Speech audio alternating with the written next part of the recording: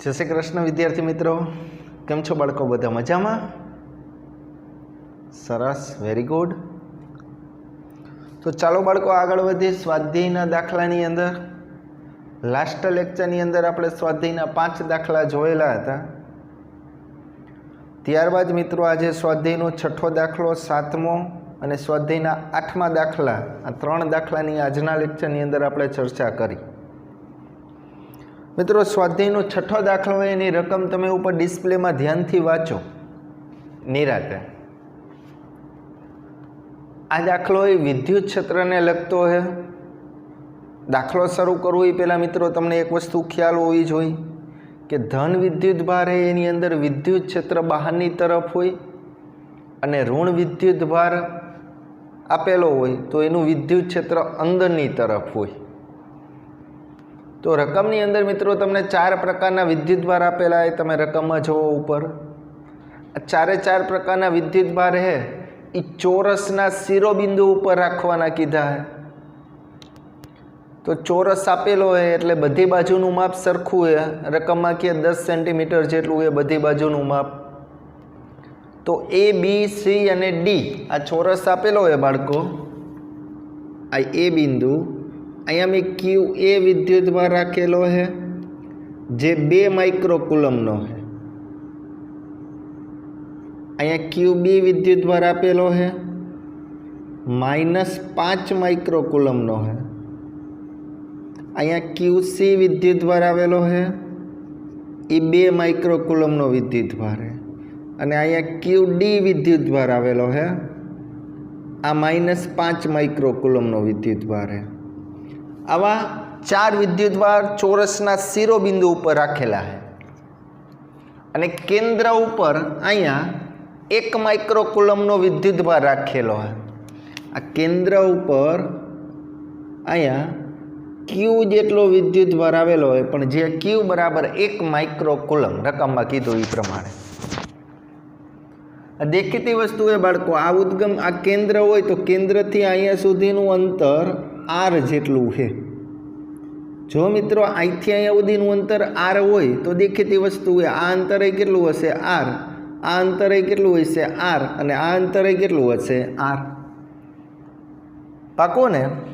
तो अहीं चोरस एबीसीडी नुं केंद्र ओ आवेलुं है। दरेक शिरोबिंदुथी अंतर आर छे। शिरोबिंदु ए अने सी पर समान मूल्यना विद्युत भारो आवेला है। तमे जोई शको ए अने सी बिंदु पर समान मूल्यना विद्युत भारो है। अहींया 2 माइक्रोकूलम, अहींया केटला है 2 माइक्रोकूलम। तो आपणो प्रश्न बाळको एवो है 4 विद्युत भारना लीधे शिरोबिंदु पर जे 4 विद्युत भार आवेला है आ 4 विद्युत भारना लीधे चोरसना केंद्र ओ पर लागतुं परिणामी बळ शोधो। आवो कंईक आपणी पासे प्रश्न है। ख्याल आवे जे रकम बोल्यो ए?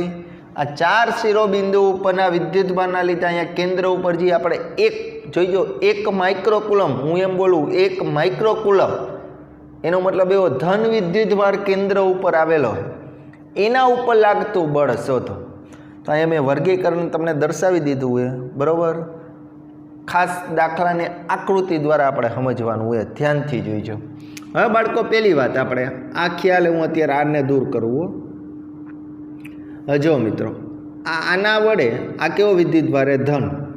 आ धन विद्युत भार वडे आ धन विद्युत भार उपर लागतुं बळ आपणे अहींया मेळवुं एटले देखीती वस्तु है लागतुं बळ बाळको आ दिशामां हशे। आ एरो दर्शावी ए वडे आ क्यू ए वडे आना उपर लागतुं बळ आ दिशामां हशे। ई बळ एटले ए वडे लागतुं बळ एटले एफ ए। शुं काम ई दिशामां? सिंपल वस्तु है। आई धन विद्युत भार है आई धन है तो आ धन वच्चे अपाकर्षण थाय। अपाकर्षणना लीधे बने एकबीजाथी केवा जशे? दूर जशे। एटले ई आम ज गयुं। आम कानुं गयुं साहेब? आम उपर एमांय जाय पण आपणे अहींया ओ बिंदु उपर मेळवવું है। ख्याल आवे ने? अहींया आपणे परिणामी बळ शोधવું है। तो आ धन अपाकर्षण माटे लागतुं परिणामी बळ आ उद्गम बिंदु ओ होय, आ ए बिंदु है, आ बी बिंदु है, आ सी बिंदु अने आ डी बिंदु। तो देखीती वस्तु है कि ए क्यू ए विद्युत भार वडे केंद्र उपर लागतुं बळ OC दिशामां है। जोई लो कई दिशामां O थी C तरफ बळ लाग्युं। डन। आ ज रीते मित्रों आ धन विद्युतभार वडे अहीं धन विद्युतभार आना वडे आना उपर लागतुं बळ मित्रों आ दिशामां हशे। आ दिशामां आ एरो दर्शावी दिशामां शुं काम तो कि आई धन धन धन वच्चे शुं थयुं मित्रों अपाकर्षण एटले लागतुं बळ C वडे एटले ई लागतुं बळ एटले FC। तो हूँ आम बोली सकूँ कि बळ FC नी दिशा O थी A तरफ आवेली। O थी A तरफ पेला आटली आकृति जो पछी आगळ वधी पेला निराते जोवो तमे मैं शुं कर्युं ए निराते समजजो। अर्थ बधाय व्यवस्थित काढजो। आना वडे लागतुं बळ आ FA, C वडे लागतुं बळ FC। तमे आकृति उपरथी मित्रों एक वस्तु जोई शको અહીં બળ FA અને બળ FC ની દિશા પરસ્પર વિરુદ્ધ છે। જોઈ લ્યો બળ FA અને બળ FC ની દિશા પરસ્પર વિરુદ્ધ છે અને પાછા બંને બળોના મૂલ્ય સમાન છે કેમ કે અહીંયા 2 માઇક્રોકુલમ છે અને અહીંયા 2 માઇક્રોકુલમ છે તો બંનેના મૂલ્ય સમાન છે। દિશા પરસ્પર વિરુદ્ધ હોય તો દેખીતી વસ્તુ એ મિત્રો લાગતું પરિણામી બળ કેવું થશે 0। माटे मैं लिखूँ मित्रों FA प्लस FC बराबर 0। FA प्लस FC बराबर 0 आ ख्याल आव्यो एटले वर्गीकरण तमने समझावुं। आथी एमना लीधे केंद्र उपरना Q विद्युतभार उपर समान मूल्यनुं अने विरुद्ध दिशा में बळ लागशे। केटलुं तो कि FA बराबर FC मूल्य बनेना समान है। के QA Q अपॉन R² अहींया QA लख्युं है तो अँ QA बराबर तमे आवुं लखी सको बाळको QB ओला सॉरी QC केम के Q है ये शुं है बाळको QC। अहीं FA नी दिशा OC तरफ FA नी दिशा O थी C तरफ अने FC नी दिशा O थी OA तरफ एम परस्पर विरुद्ध होवाथी FA प्लस FC बराबर 0। कोईने काई प्रश्न मित्रों निराते समझो सहेलुं ज छे बराबर। हवे आनो वारो लई हालो निराते समझो। हवे आ बेनो वारो तो के पहला एक काम करी बी वडे तो के बी उपर कयो विद्युतभार है माइनस है अहींया केवो है प्लस तो के आना वडे आ बी वडे ओ उपर लागतुं बळ तमने जो ख्याल आवतो होय तमने जो समजातुं होय तो खास निराते समझो कि आ बी वडे ओ उपर लागतुं बळ आ दिशामां छे। आ दिशा एरो जोईजो मारो का शुं काम साहेब तो कि आ धन है साहेब अने आ केवुं है ऋण तो बंने वच्चे शुं थाय आकर्षण तो बी उपर लागतुं बळ एटले के FB कई दिशामां लागशे O थी B तरफ। जोई लीओ आ ख्याल आव्यो। FB बळ आम केम लाग्युं खबर पड़ी। ओके आ ज रीते आ D वडे O उपर लागतुं बळ तो के साहेब आ ऋण है अहींया धन है धन अने ऋण वच्चे साहेब शुं थाय आकर्षण थाय तो लागतुं बळ FD नी दिशा जोवो तमे एरो खास जोईजो आ दिशामां। अहींया एक वस्तु खबर पड़ी बंने बळोना मूल्य समान जो अहींया -5 है अहींया -5 है पण बंने बळोनी दिशा परस्पर केवी है विरुद्ध तो देखीती वस्तु है लागतुं परिणामी बळ केवुं थशे 0 एटले लख्युं FB प्लस FD बराबर 0। समझाइए ने बधाने तो वर्गीकरण QB અને QD वडे केंद्र उपर रहेला Q विद्युतभार उपर आकर्षी बळ लागे समान मूल्यनुं है परस्पर विरुद्ध दिशा में माटे मूल्य बनेना समान है तो के QB अपॉन के Q केम लखવું अहींया तो कांई केटलो विद्युतभार आवेलो होय QB अपॉन R² अहींया आवुं तमे लखी शको QB बराबर शुं लखी शको QD आवुं लखी शकी। डन। FB नी दिशा OB तरफ तमे जोई शको FB नी दिशा O थी B तरफ है अने FD नी दिशा OD तरफ FD नी दिशा O थी D तरफ माटे परिणामी बळ 0। तो आपणे अहींया केंद्र उपर आ चारेयना लीधे लागतुं बळ मेळवुं तो बधा बळोनो सरवाळो करो FA plus FB plus FC plus FD। Done. तो तमे जोई शको FA प्लस FC लख्युं FA प्लस FC एन बराबर 0 लखो FB प्लस FD बराबर शुं लखो 0 प्लस 0 एटले शुं थाय 0 तो बाळको जवाब शुं आवशे लागतुं परिणामी बळ केवुं आवशे 0। એક નોંધ લખીએ, પરીક્ષામાં નથી લખવાની પણ MCQ સોલ્વ કરીએ ત્યારે કામ આવશે કે કેન્દ્ર ઉપર અહીંયા આપણે પ્લસ ક્યુ વિદ્યુતભાર રાખેલો હોય એની જગ્યાએ બાળકો માઇનસ ક્યુ વિદ્યુતભાર રાખીને આપણે બાકી આ રકમ એમણમ રાખી 2 -5 અહીંયા 2 અહીંયા -5 અને હું એમ કહું કે આપણે 1 માઇક્રોકુલમ રાખ્યો તેની જગ્યાએ -1 માઇક્રોકુલમ વિદ્યુતભાર રાખીએ ને તો એ બાળકો પરિણામી બળ કેવું આવશે? 0. તમે ચેક કરજો. ખાલી બદલાઈશું અહીં માઇનસ હોત તો મિત્રો માઇનસ તો અહીંયા શું થાય ખબર હે? આ એરો હે ને એ આ દિશામાં આવે આ તરફ, અહીંયા જે એરો હે ને એ આ તરફ આવે આમ, તો એ દિશા પરસ્પર કેવી થાય? વિરુદ્ધ. અને અહીંયા ઋણ હે, અહીંયા ઋણ તો અપાકર્ષણ થાય. શું થાય? અપાકર્ષણ. એટલે એ આમ જાય અને અહીંયા અપાકર્ષણ આમ લાગશે. આ એરા બરોબર રહેશે. હા ને? કહેવાનો મતલબ તમે ચેક કરી જુઓ કે અહીંયા ઋણ વિદ્યુતભાર રાખીને તોય પરિણામી બળ 0. ગમે એટલો વિદ્યુતભાર રાખો, અહીંયા 5 માઇક્રોકુલમ રાખો, 25 માઇક્રોકુલમ, -25 માઇક્રોકુલમ, કેન્દ્ર ઉપર વિદ્યુતભાર બદલાવી અને શિરોબિંદુ ઉપર જો આ રીતે વિદ્યુતભારની ગોઠવણી હોય તો લાગતું પરિણામી બળ હંમેશા મિત્રો 0 થાય. એટલે કેન્દ્ર ઉપર ગમે તે મૂલ્યનો કે ગમે તે પ્રકારનો ધન કે ઋણ વિદ્યુતભાર મૂકવામાં આવે તો પણ તેનું પરિણામી વિદ્યુતીય બળ હંમેશા કેવું થાય? શું? કોઈને કાંઈ પ્રશ્ન આવડશે ને? પાકું? તો અહીંયા બાળકો દાખલો પૂરો. વર્ગીકરણ શૈલી ભાષામાં લખેલું એ આકૃતિ ઉપરથી જ બધું વર્ગીકરણ તમે તમારા શબ્દમાં લખી શકો, પણ લખવું જરૂરી. 3 માર્કનો આ દાખલો કહી શકાય. હા ને? બીજી વસ્તુ શીખવાડું મિત્રો, આ પછી આપણે જોઈએ, પણ એ પહેલાં આવી કંઈક આકૃતિ પરીક્ષામાં આપી દઉં મિત્રો. એક પંચકોણ આપી દઉં. અહીંયા પ્લસ ક્યુ, અહીંયા પ્લસ ક્યુ, અહીંયા પ્લસ ક્યુ. એમ કહું કેન્દ્ર ઉપર પરિણામી બળ શોધો. બાળકો આ આકૃતિમાં ખાસ ધ્યાન રાખજો, અહીંયા પરિણામી બળ 0 જ આવશે. ચેક કરજો. આ જૂની ટેક્સ્ટબુકમાં ઉદાહરણ આવતું. પંચકોણ ઉપર જો સમાન મૂલ્યના વિદ્યુતભારો આવેલા હોય અને કેન્દ્ર ઉપર પરિણામી બળ કહે ને તો 0. આ બધા MCQ એ ખાસ યાદ રાખજો. હું આવી વસ્તુ તમને કહું કે કોઈ એક ચોરસ આપેલો હોય, અહીંયા +2Q વિદ્યુતભાર, આ +2Q, આ +2Q અને આ +2Q. એમ કહું કેન્દ્ર ઉપર પરિણામી બળ શોધો. બાળકો શું આવશે? પરિણામી બળ અહીંયા શું આવશે? 0.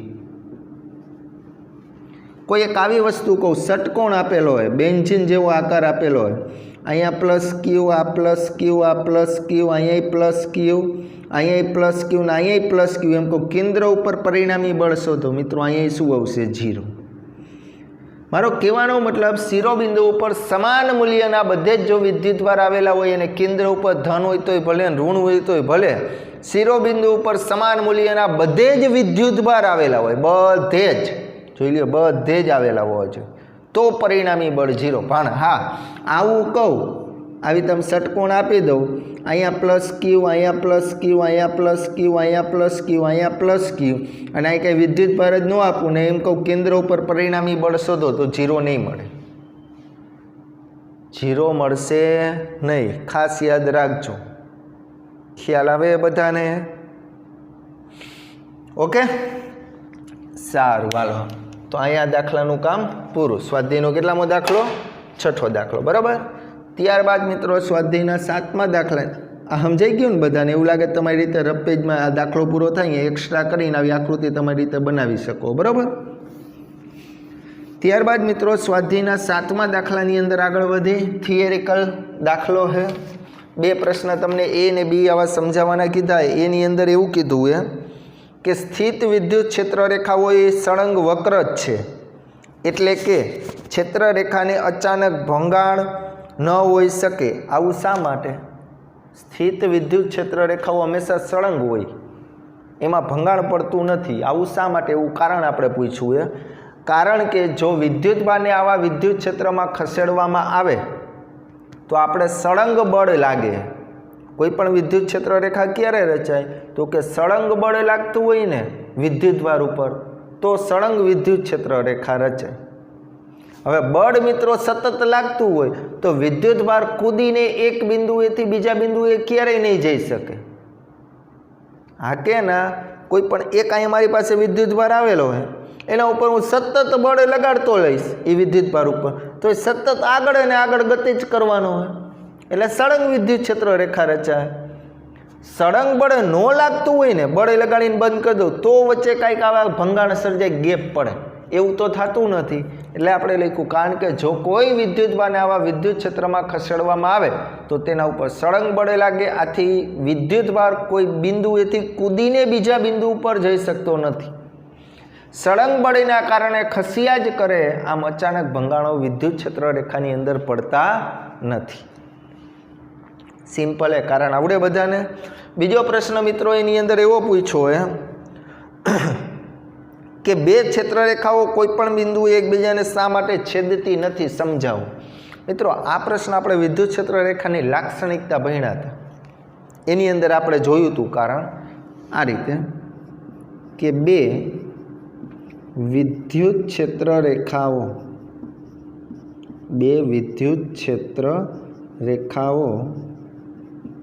ક્યારેય એકબીજાને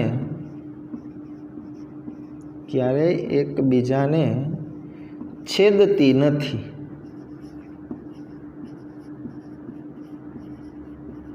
કારણ લખી દઉં, તમને આવડે જ છે આ પ્રશ્ન. જો બે વિદ્યુત ક્ષેત્ર રેખાઓ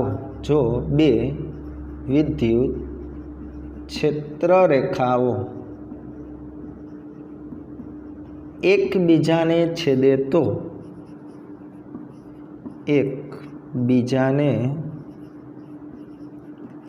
તો છેદન બિંદુ પાસે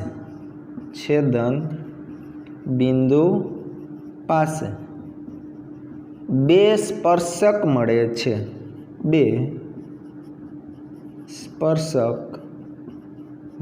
છે.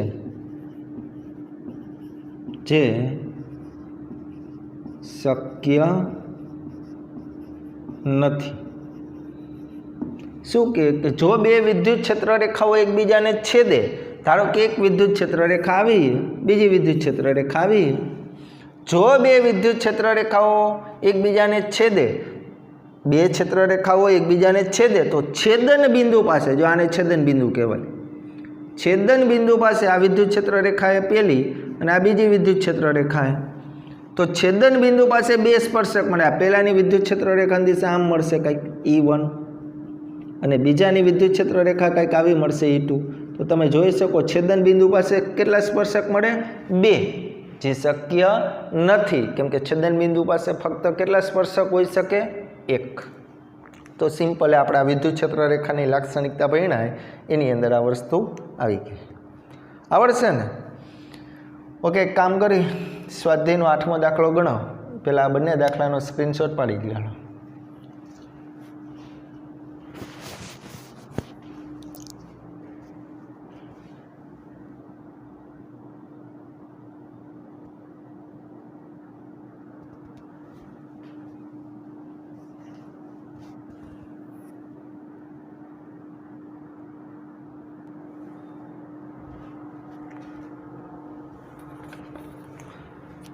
ચાલો, રેડી વિદ્યાર્થી મિત્રો?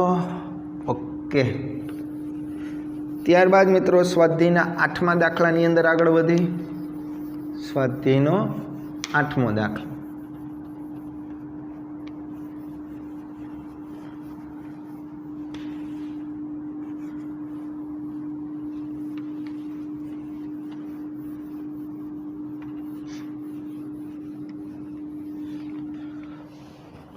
હવે જો મિત્રો સ્વાધ્યાયના 8મા દાખલાની રકમ ધ્યાનથી વાંચો. ઉપર ડિસ્પ્લેની અંદર રકમની અંદર તમને કોઈ પણ બે વિદ્યુતભાર આપેલા છે, QA અને QB. QA બરાબર 3 માઇક્રોકુલમ અને QB બરાબર -3 માઇક્રોકુલમ. આ બંને વિદ્યુતભારોને એકબીજાથી 20 સેન્ટીમીટરના અંતરે રાખેલા છે. કેટલા અંતરે? 20 સેન્ટીમીટરના અંતરે. તો આપણે કેન્દ્ર ઉપર ઉત્પન્ન થતું વિદ્યુત ક્ષેત્ર મેળવીએ મિત્રો. કેન્દ્ર ઉપર ઉત્પન્ન થતું વિદ્યુત ક્ષેત્ર.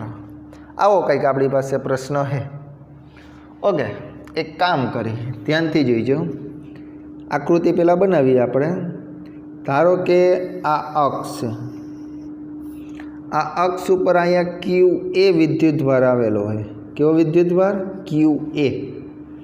અહીંયા કોઈ એક ક્યુ બી વિદ્યુતભાર આવેલો હોય બી બિંદુ પાસે, આ એનું મધ્ય બિંદુ હોય ઓ બિંદુ.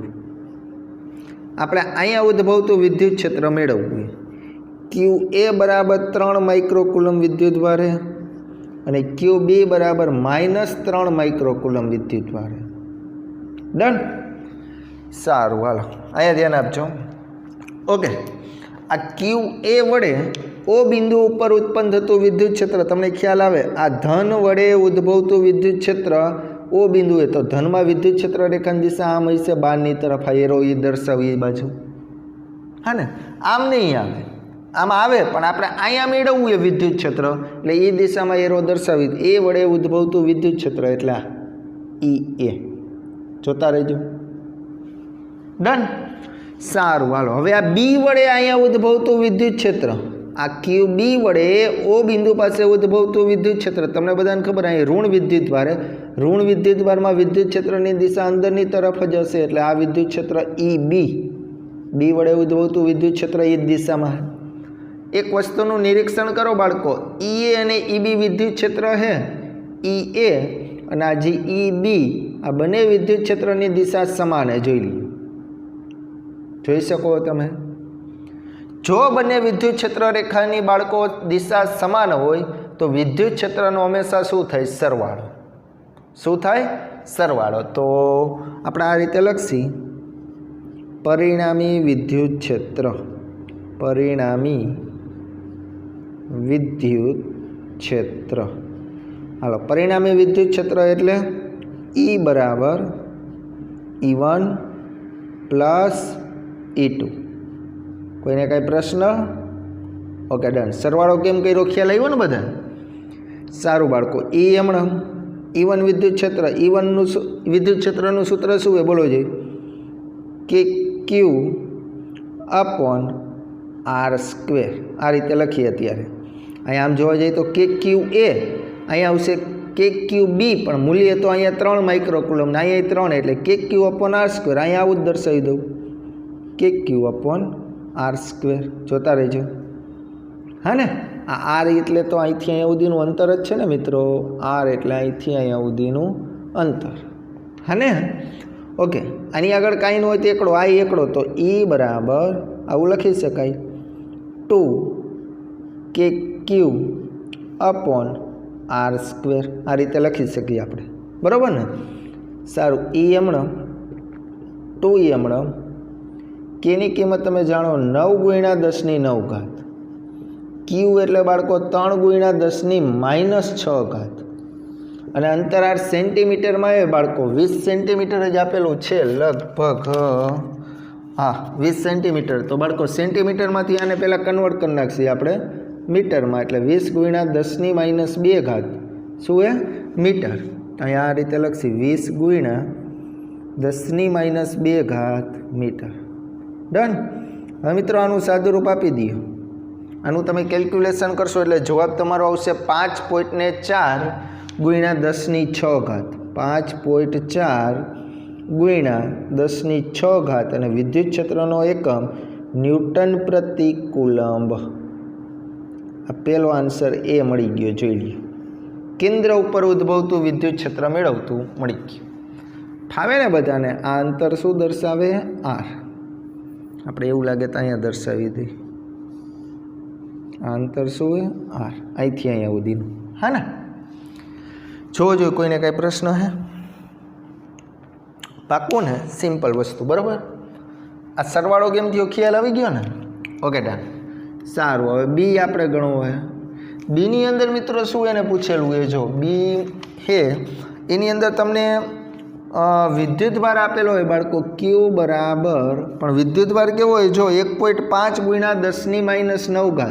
1.5 × 10⁻⁹ વિદ્યુતભારનો એકમ કુલમ. તો વાય એમ કે ઋણ પરીક્ષણ વિદ્યુતભાર, ઋણ વિદ્યુતભાર એટલે નિશાની કેવી આવશે? માઇનસ.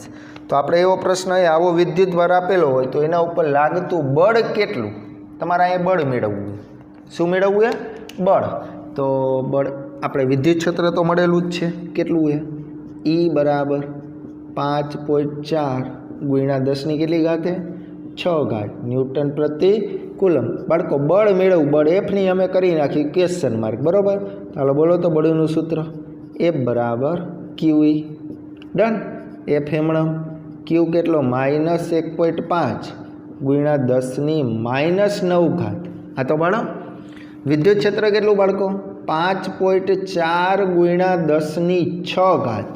હવે આનું તમે સાદું રૂપ આપો એટલે નિશાની માઇનસ તો રહેવાની જ છે, હા ને. -8.1 ગુણ્યા 10⁻³ અને બળનો એકમ શું આવશે? ન્યૂટન. જોઈ લે, આ જવાબ આવી ગયો, હા ને. હવે મિત્રો આપણે આની જ અંદર આ દાખલો અહીંયા પૂરો થઈ ગયો. હવે હું આની અંદર તમને એમ કહું કે અહીંયા આવી આકૃતિ આપું, QA બરાબર 3 માઇક્રોકુલમ, અહીંયા એમ કહું QB બરાબર 3 માઇક્રોકુલમ, અને હવે એમ કહું અહીંયા કેન્દ્ર ઉપર વિદ્યુત ક્ષેત્ર મેળવો અહીંયા, તો તમે શું કરો? તો હવે જોઈજો, આના વડે અહીંયા ઉદ્ભવતું વિદ્યુત ક્ષેત્રની દિશા આમ, તો તમે આવું લખાવશો EA.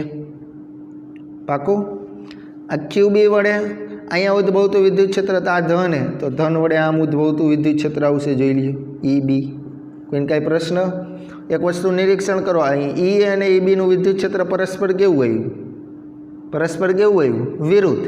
તો તમે પરિણામે વિદ્યુત ક્ષેત્ર આવું લખશો E બરાબર EA - EB લખે. જો આવું. અહીંયા કેમ મેં પ્લસ કર્યું હતું? અહીંયા માઇનસ ક્યારે આવે ખ્યાલ આવે?